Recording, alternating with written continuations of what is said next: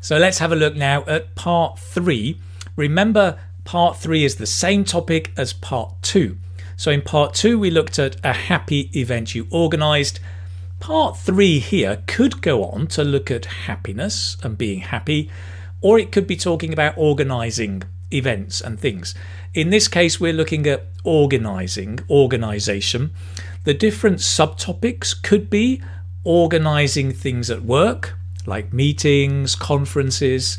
It could be another subtopic could be organising things at home, like your cooking, the family, the children, homework.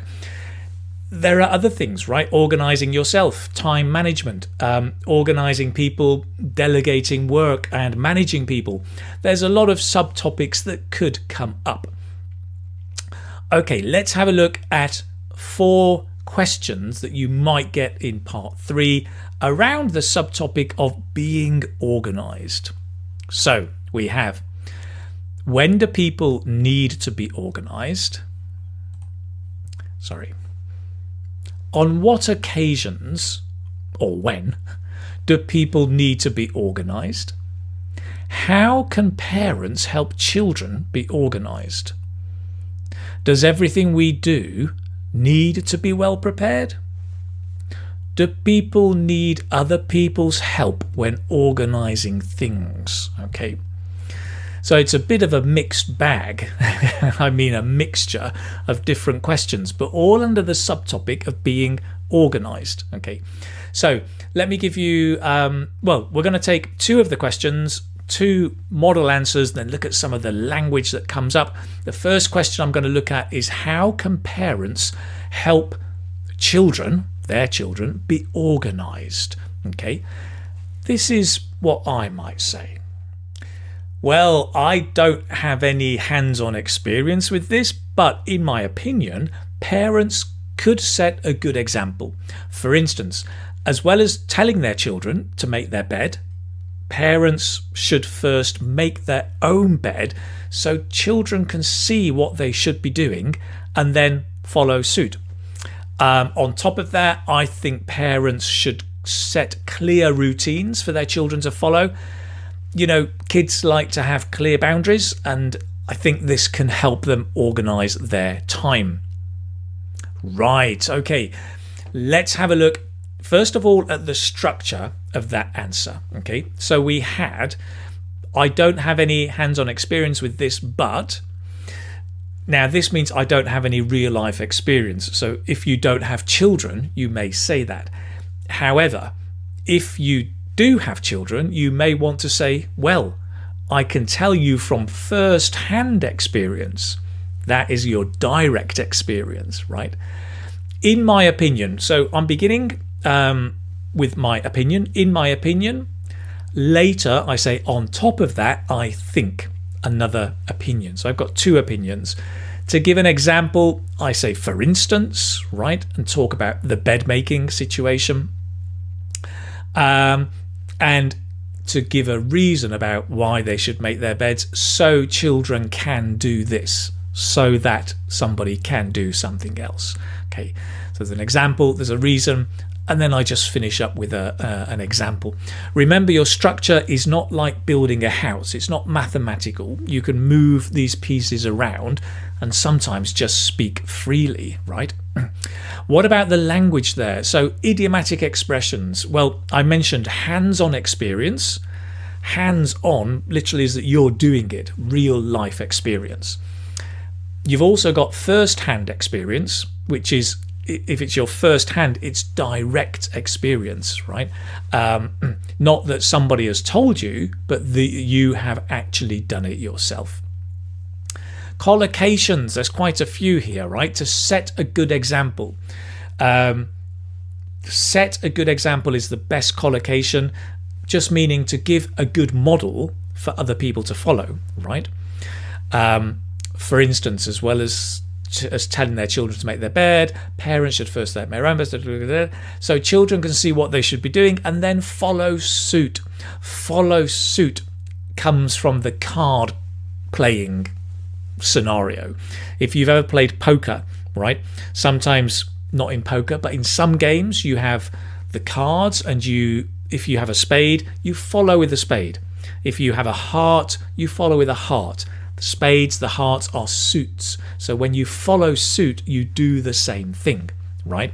So here, this is so that children can then do the same thing. They can follow their parents. They can follow suit. We've got clear boundaries. I talk about clear routines, clear boundaries, nice collocation, just meaning clear limits, right? With children, we often talk about the boundaries, setting boundaries or having clear boundaries so children know what they can do, what they can't do. Okay, great. That's the first question. Let's move on and look at the second question, which was, does everything we do need to be well prepared? Interesting question. What do you think? Well, this is what I might say. Well, it depends on the situation and your personality. I think some people thrive on improvising and doing things on the fly. I have heard of some great CEOs, right, who rarely prepare meetings. They prefer to just go with the flow.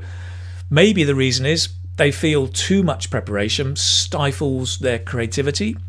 That said, other people may feel more confident if they prepare, say, a meeting or a speech well. For them, I guess, playing it by ear is just too risky. Right, okay. So let's have a look at what I said. I began giving an opinion, right? The structure. It depends on the situation and your personality. I think some people, and then later at the very end, I say for them, I guess playing it by ear. So it's giving my opinion. I've given two opinions here. To give an example, I have heard of some great CEOs who, this is a common way of giving an example. I have heard about somebody who does something blah, blah, blah. And then I switch in the second part to say, well, that said, other people may do this. Other people may. Finally, giving a reason then. Here I talked about the CEOs who rarely prepare meetings. Maybe the reason is they feel da da da da. That's the structure. Looking at the language that comes up. So some advanced vocabulary. It depends on the situation and your personality. I think some people thrive on doing something. To thrive on doing something is when you really enjoy something and you do it well, and it's something that other people may not like. So some people thrive on pressure. A lot of people don't, but other people do very well under pressure or on pressure. Some people thrive on improvising, right? Not everybody likes to improvise and just do things instantly or instantaneously. Some people thrive on doing that. Then we've got idiomatic expressions, doing things on the fly. So improvising and doing things on the fly. To do things or to do something on the fly means to do it instantly without any preparation, right? Let's go to Disneyland, like right now. Okay, that's doing things on the fly. No preparation, no planning, no discussion.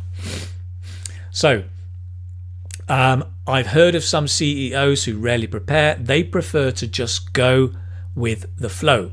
To go with the flow, as you can imagine, a river or a stream flowing. And if you are on the stream and you go with the flow, you just go where life takes you, right? Basically, you do things without preparing. You just let things happen. And then to stifle. So maybe the reason is they feel too much preparation stifles their creativity. To stifle is, if you imagine a plant growing and you press it down, you stifle it. Somebody wants to speak and you say, shut up. You stifle them. It's to stop something developing, basically, normally. So if you stifle creativity, preparation, right, can stifle or smother or stop your creativity. That said, other people feel more confident if they prepare, say for a meeting or a speech. For them, I guess playing it by ear is too risky. Playing it by ear is the same as doing things on the fly. It's to improvise, to do without preparation, to play it by ear. Why do we say that? I'm not sure, but it's a really nice expression. So to play it or playing it by ear is just too risky. Those people prefer to prepare everything. I'm a bit like that. I love preparation. Great. That's it. That's the other question from part 3. You can see the structure. You can see some of the language, vocabulary, idiomatic expressions. Keep practicing. Keep using this new language. That's it for this topic.